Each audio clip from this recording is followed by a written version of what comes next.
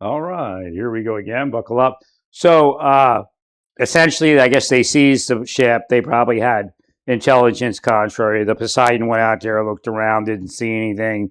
They may have had dossiers on everybody on the ship by now. I don't know. Probably did.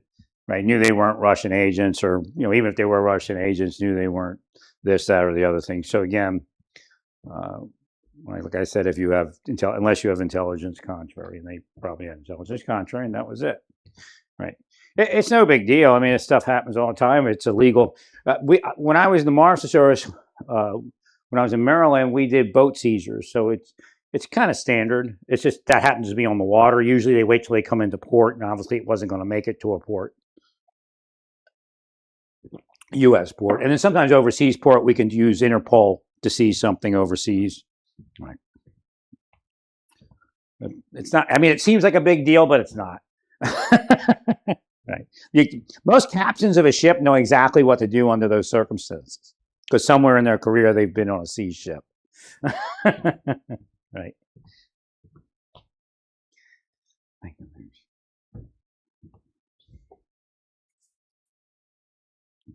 Except, like I said, in this particular instance, it's not going to make it to a U.S. port, and for some reason we want to see it. I can't tell you what's on that ship or what they believe is on that ship, and they may not know. They may just want to look, and then at some point do something with it. Now, the only confusion that I really have is who the interim authorities. Who, again, that's been used about several different people. Who the interim authorities in Venezuela are. Right. So, are we actually speaking with the vice president and her people, or are we speaking with that man? I don't remember his name. The guy that they think actually won the election. I don't know who we're speaking with. Well, because quite frankly, the vice president needed to make some good decisions, and maybe she did. I don't know. What messed it up, and this is an admonishment to the Democrats. I know you're going to call it politics or whatever. I don't know who's advising you, but you had an interest, like Fetterman told you, you had an interest to put him out, so there's something there. Fetterman may not have known any more than you knew. But he says, wait a minute, we have $25 million on this guy. Why are we changing our stance? All right. And again, you had 25 million because you had a flood of Venezuelans that came in over the last 10 years, and a lot of them were LGBTQ plus, and they were saying, hey, they're oppressing us. And when you ask what political party were you a part of, they were part of the Democratic Party. So essentially, Maduro was oppressing Democrats. He's not socialist either. Right. He's as socialist as Putin was socialist. It's bullshit. Right. At least when we started working with what's that guy's name? Chavez, he was working on feeding everybody in those. I mean, he wasn't going to salt bays, although maybe he did quietly. I don't know. His thing was, I'm going to feed everybody with the arepa restaurants. It's kind of an English muffin with cheese, but a little bit different. A cheese English muffin. I used to cook them all the time when I was chatting with women in Colombia. Thank you.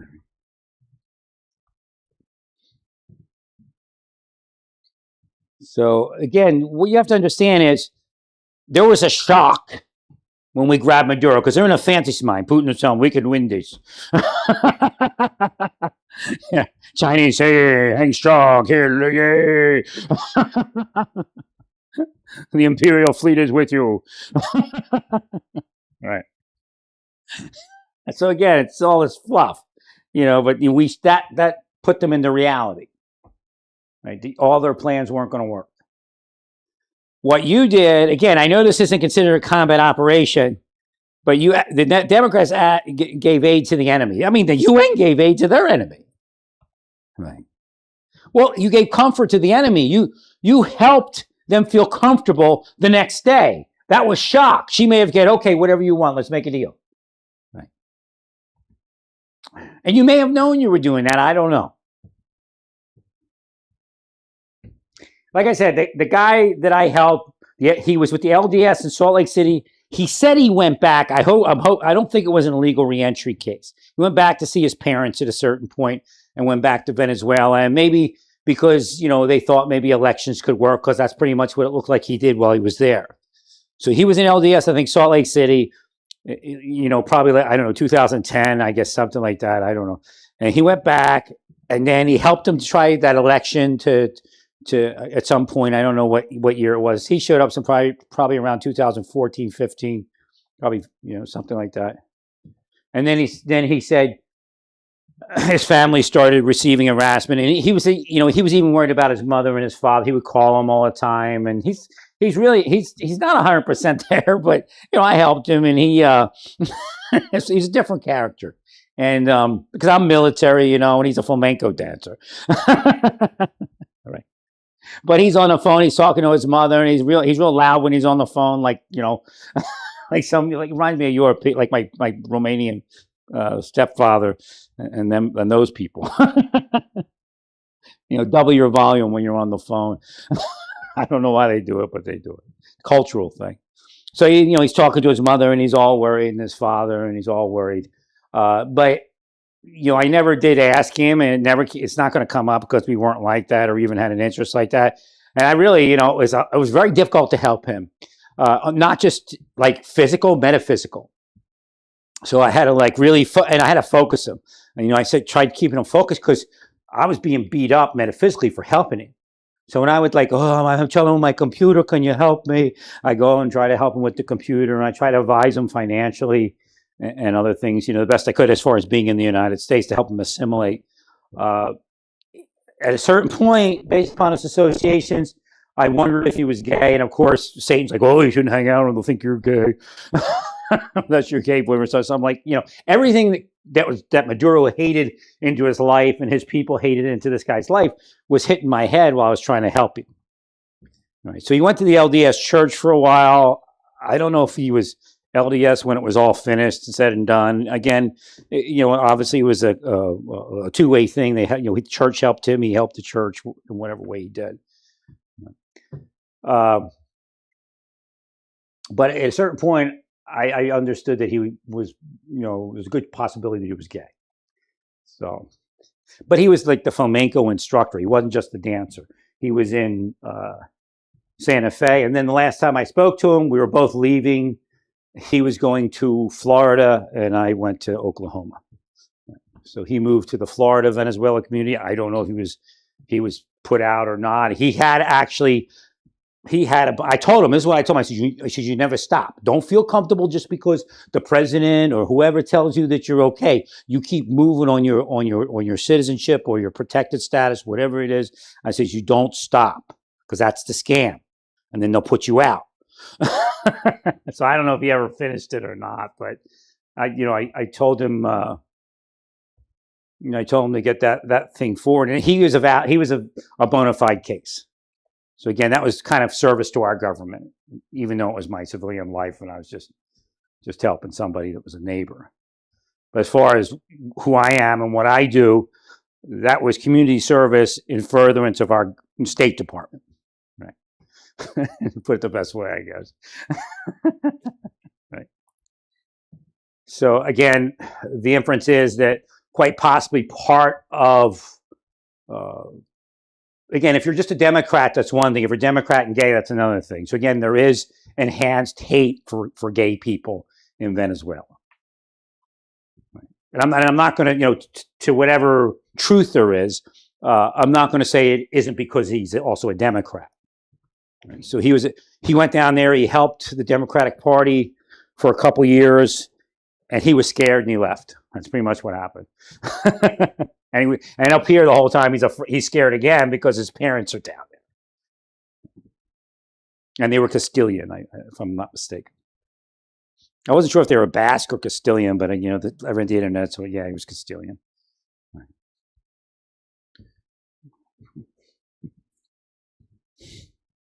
They look like they're Italian, actually. And that's what it's like, an Italian person. They're like, how Italian people get loud. It's like an Italian person. Right.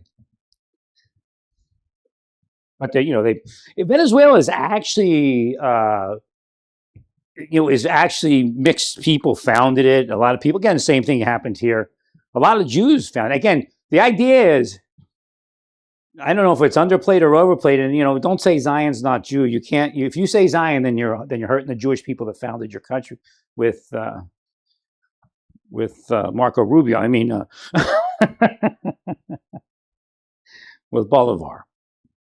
Right. No, they probably, without the Jews, he probably would.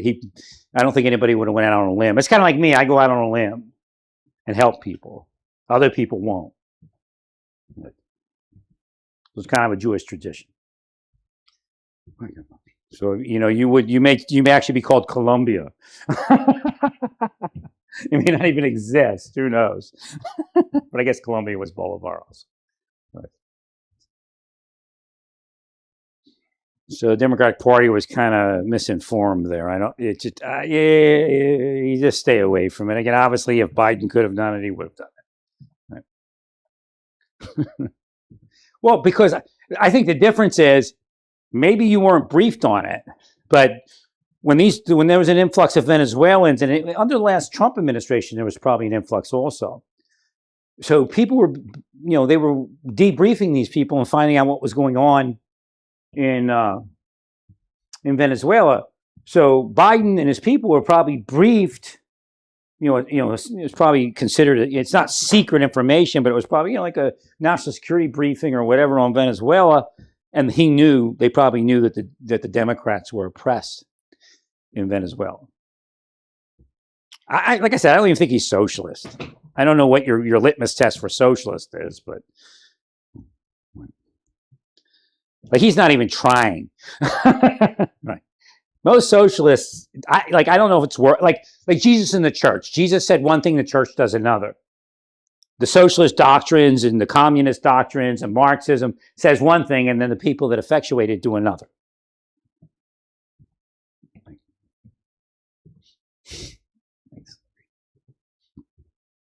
So again, it's not human nature; it's inhumane nature. Thank you. Not willing to give up that battle and call it human nature. Because not everybody does it. Right. Absolute power does not absolutely corrupt. Corruption absolutely corrupts. Do we understand that?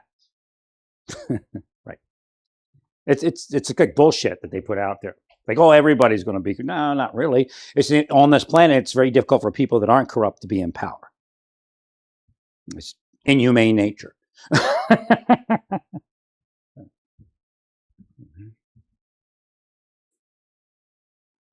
Well, I mean, I'm not against them saying, like, obviously that dude's on thin ice globally, right? Well, it doesn't name him. I don't know if it names him in any of the Hague documents or the UN documents. I don't know if they read their own documents. I don't know what they do. The UN's doing.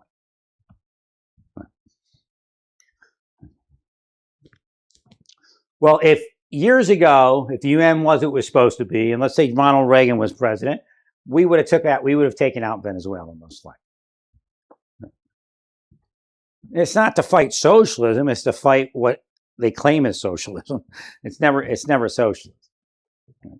The Soviet Union, Bernie made mistakes when he was younger about the Soviet Union. That's fine. Don't repeat those mistakes. Well, you blew the CIA move. You gave comfort to the enemy. So they weren't running for negotiations. And it's also that comfort to the enemy, and that could be law enforcement also. We use techniques similar to get plea agreements and other things. Plea agreements, informants, we use psychological methods. And we're not here to, quite honestly, we're not here to do anything more than we need to do in Venezuela. Well, Trump's looking at it in two ways, and he's not articulating it right because he's kind of mishmashing it. Right. Yes, we want that to end, and there's several reasons why we want that to end over there the way it is. Well, we as people here in the United States, and those people in Venezuela have a common interest with that oil. We want oil, and they want to make money selling that oil. So again, it's not some, oh, we're coming to steal your oil. The Honduras deal, I believe, was something that they can't tell us yet, or may never tell us about. I could be wrong, but again, elections happened. Somebody won, friendly to the administration. I mean, there's ways that we work liberation in foreign nations, especially Central America. Well, if they promise us he won't do it again, and he's, was a diplomat, and they want him released, and we need somebody to patrol here, we need somebody to call there, we need somebody to go down to Venezuela and vacation and pick up some information. There's a lot of stuff that happens. Right.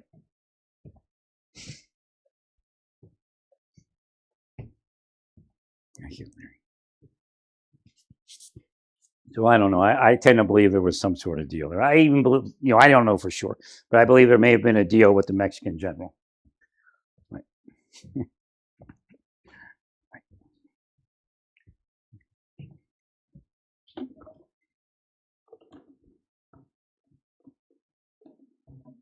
Well, the idea is to end what was going on and start something new. I mean, there's an outside chance that if you do it right, you could get Maduro released. But I don't know what that is, and I don't know if the president will entertain that. But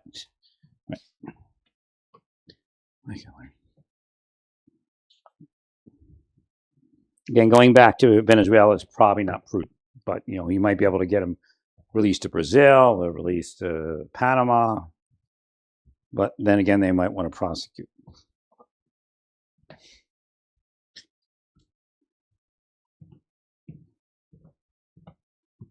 But the idea is, again, to get out of the bullshit, like, you're my enemy, I'm your enemy, what is the most cost-effective, most beneficial process that we could enter into?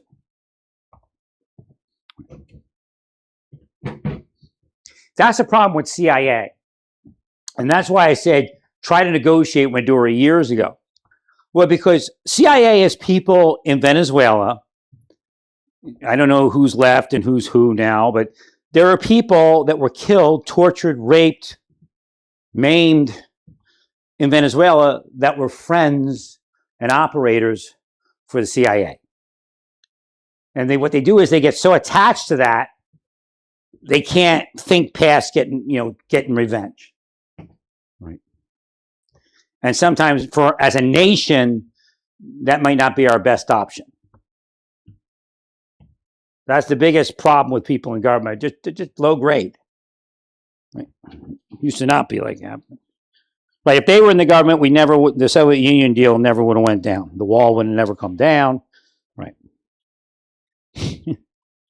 Being a Cold War mind and being part of the military in a Cold War and being part of a family that was, related to the overthrow of Ceausescu, it's a lot of stress that we don't need. I mean, I was a serious person. As you can see, I have a lot of knowledge about the Cold War that most soldiers wouldn't normally have. Right.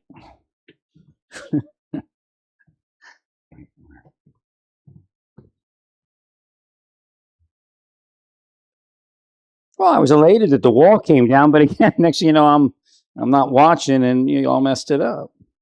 Right. Well, again, my execution began in earnest, I guess. Joined the government. My execution began in earnest first day. I didn't know what it was. Now somebody brings them in, pays them and brings them in, and then pays them the rest of their life.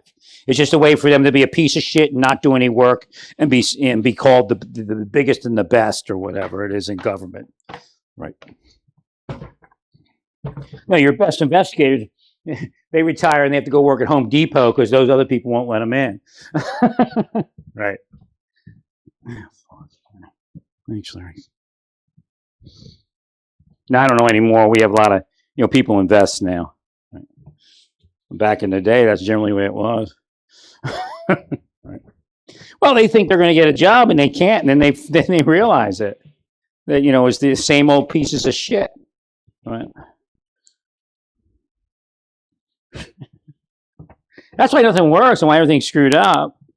Right. That's why the UN UN's probably deep state. Democratic Party's deep state, and Trump's probably got deep state people. They advise you bullshit.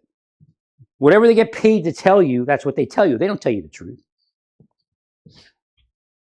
Somebody else is paying them. That's why they got into your organization. Otherwise, their life would have been ruined, and they would say, "Oh, they can't be in your organization." Right. Or fake ruined, quote unquote. Right.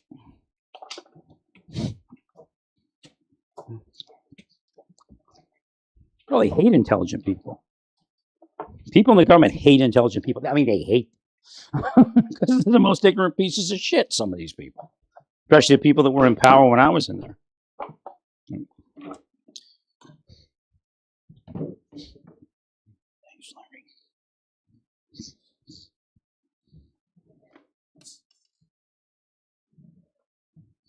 Now they work for social media, and they continue on as spies for foreign nations and other such things.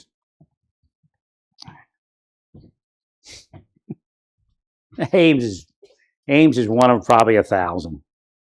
Right. The 1,000 just live the, I'm the best of the best life. Because Ames, that's why, you see Ames is the best of the best. He was deep state. If you read his career, he was deep state. He keeps screwing up, and they keep moving him up. They go, well, for some reason, they moved him up after he screwed up. He was deep state. That's what it is. Right. I agree, Larry. You have to check what my Uncle Buddy's military service was. I don't remember. Do you have it there? I know it was Army. And I think it was around the Korean War. He may have been in the Korean War. I can't remember. That's maybe why he was so weird. Right. No, I ain't seen Uncle Buddy in years. Uncle Buddy actually looked like Buddy Hackett a little bit. That was weird. His name was Uncle. Maybe that's why they called him Buddy. I don't know. His name was Bertram or something. So I guess that's where it came from. But he looked like Buddy Hackett. Or a little bit like him, not exactly. Look like a mix of Tom Jones and Buddy Hackett. He had Tom Jones's hair. Or actually, no, he had Buddy Hackett's hair. And Tom Jones's face.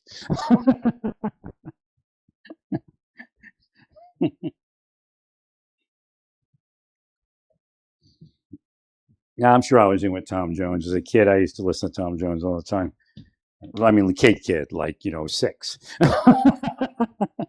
Right. But, I was asleep. Glad to see he had a resurgence in his older years, so he was showing up in like trance in trance music or something.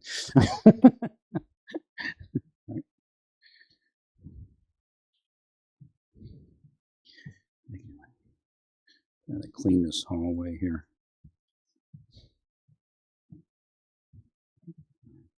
I'll build my next cabinet. I just ordered a couple more. I think that should be it.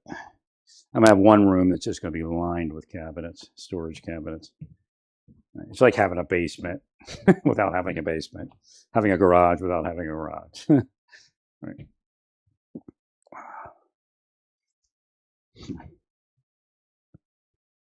So again, you have to be careful what you're doing because you're actually providing comfort to the enemy while we're trying to manipulate something psychologically. And again, it's not this idea of manipulating Venezuela without a win-win scenario.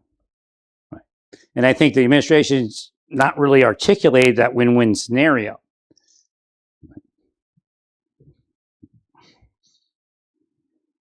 Because, again, the media is trying to make it look like a one-sided deal, and it's not at all. Right. Well, we broke the bullshit. Again, the people in Venezuela live in a fantasy life. I mean, they had no hope. I mean, he transferred how many billion to Swiss accounts? How many billion? He's a billionaire. I'm sorry.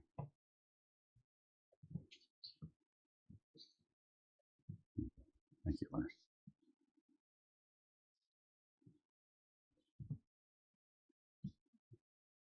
Great.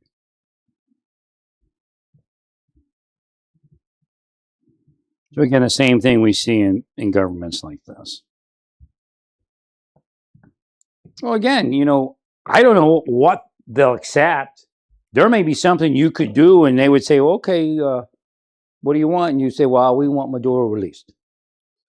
And then you have to work from there. I don't know if it's even possible, but again, the government could save money on the prosecution, let him go live in Panama or something, but at least he's out.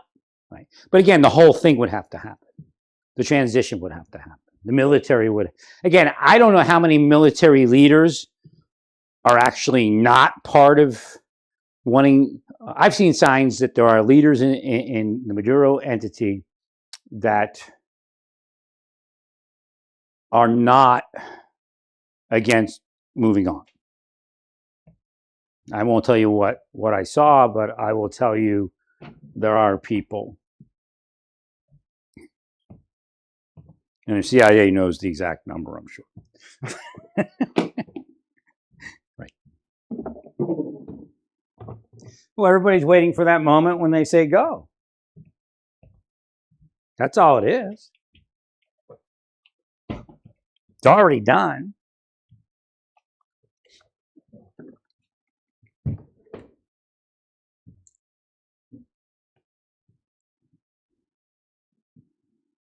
Well, Trump's really being a nice guy because we're deporting people back to Venezuela. He's trying to give them a place where they can live. And they don't have to come here. And they can plan for a future and have a nice life. Right.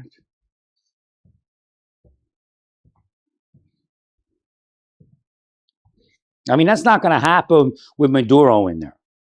Now, his regime, maybe for an interim. Well, if you make deals, everybody can move forward. I don't know if Maduro can or not. Obviously, you want him back. Well, what are you going to do to get him back?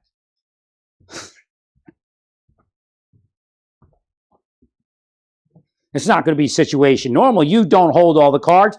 The Hague doesn't hold any cards. It's insane. If I was the boss in the UN, I'd fire all of them. There's supposed to be a warrant on those people. Well, stay peaceful. Praise God in all that you do. Praise God.